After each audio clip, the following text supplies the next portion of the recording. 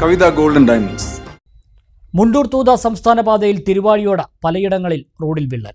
Tarring കഴിഞ്ഞ് 1 വർഷം തികയുന്നതിന് മുന്നെയാണ് വിള്ളൽ രൂപപ്പെട്ടത്. റോഡിൽ 4ഇടത്താണ് വിള്ളൽ രൂപപ്പെട്ടിട്ടുള്ളത്. മുണ്ടൂർ തൂത സംസ്ഥാന പാത കമ്മീഷൻ റോഡായി മാറിയെന്ന് കോൺഗ്രസ് നേതാക്കൾ. പല വിള്ളലുകളും റോഡിൻ്റെ അടിത്തട്ട് വരെ കാണാവുന്ന തരത്തിലാണ്. ഇവിടെ റോഡിലൂടെയാണ് അഴുക്കുവെള്ളം പോകുന്നത്. മഴ പെയ്താൽ ഉപറോഡുകളിൽ നിന്നും വെള്ളം പ്രധാന റോഡിലെ ഡ്രൈനേജിലേക്കാണ് വരുന്നത്.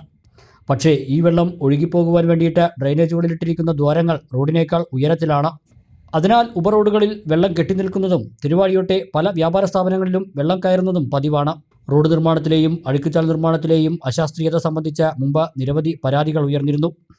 പാത നവീകരണത്തിന് മുമ്പ് തിരുവാഴിയോട് ജംഗ്ഷനിൽ 2 ബസ് കാത്തിരിപ്പ് കേന്ദ്രങ്ങൾ ഉണ്ടായിരുന്നു. അതിപ്പോൾ 1 ചുരുങ്ങി. മണ്ണാർക്കാട് പാലക്കാട് ഭാഗത്തേക്ക് പോകുന്നവർക്ക് ബസ് കാത്തിരിപ്പ് കേന്ദ്രമില്ല. തിരുവാഴിയോട് ജംഗ്ഷനിൽ മണ്ണാർക്കാട് പാലക്കാട് ഭാഗത്തേക്ക് വാഹനങ്ങൾ തിരിഞ്ഞു പോകുന്നതിനുള്ള ഡിവൈഡർ സ്ഥാപിച്ചതിലെ പ്രശ്നം പരിഹരിച്ചിട്ടില്ല. ജംഗ്ഷനിൽ ഉയരമുള്ള വിളക്ക് സ്ഥാപിച്ചുവെങ്കിലും ഇതുവരെ കത്തിയിട്ടില്ല. തിരുവാഴിയോട് മുതൽ മംഗലാകുന്ന് വരെയുള്ള ഡിവൈഡറുകളിൽ വിളക്കുകളും സ്ഥാപിച്ചിട്ടില്ല. തിരുവാഴിയോട് ജംഗ്ഷനിൽ അനുയോജ്യമായ സ്ഥലത്ത് സീബ്ര വരെയും ഇല്ല. മുണ്ടൂർ തൂത സംസ്ഥാന പാത എന്ന പേരിൻ്റെ കൂടെ കമ്മീഷൻ റോഡ് എന്നുകൂടി എഴുതി ചേർക്കണമെന്ന് കോൺഗ്രസ് നേതാക്കൾ പറഞ്ഞു. തികച്ചും അശാസ്ത്രീയമായ നിർമ്മാണ പ്രവൃത്തിയാണ് നടന്നിട്ടുള്ളതെന്ന് DCC member Swaminathan, CT Chandrasekharan, member P Geetha എന്നിവർ ആരോപിച്ചു. മുണ്ടൂർ തൂത റോഡ്, ആ റോഡിൻ്റെ മുണ്ടൂർ തൂത റോഡ് എന്ന് പറയുമ്പോൾ അതിൻ്റെ ബ്രാക്കറ്റിൽ കമ്മീഷൻ റോഡ് എന്നുകൂടി എഴുതേണ്ട ഗതികേടാണ്. കാരണം ഇത്രയധികം അശാസ്ത്രീയമായ നിരുത്തരവാദപരമായ ഒരു പ്രവൃത്തി നമ്മൾ ആരും ഇതുവരെ കണ്ടിട്ടില്ല. റോഡ് പണി തീരുന്നതിന് മുമ്പ് തന്നെ ഈ റോഡ് തകരുന്ന കാഴ്ചയാണ് ഇതുടനീളം നോക്കിയാൽ നമുക്ക് കാണാൻ വേണ്ടി കഴിയുക.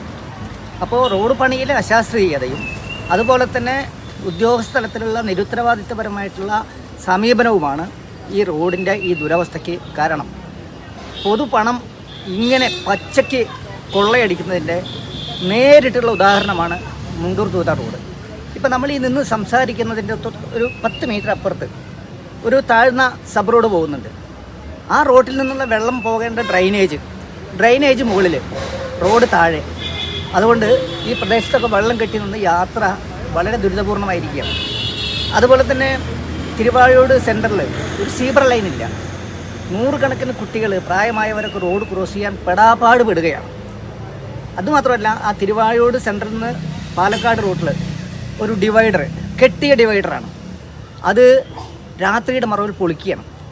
സത്യം പറഞ്ഞാൽ പത്രമാധ്യമങ്ങളോടും ദൃശ്യമാധ്യമങ്ങളോടും സ്റ്റേറ്റ്മെൻറ്റ് കൊടുത്ത് കുഴങ്ങിയിരിക്കുക ഞങ്ങൾ.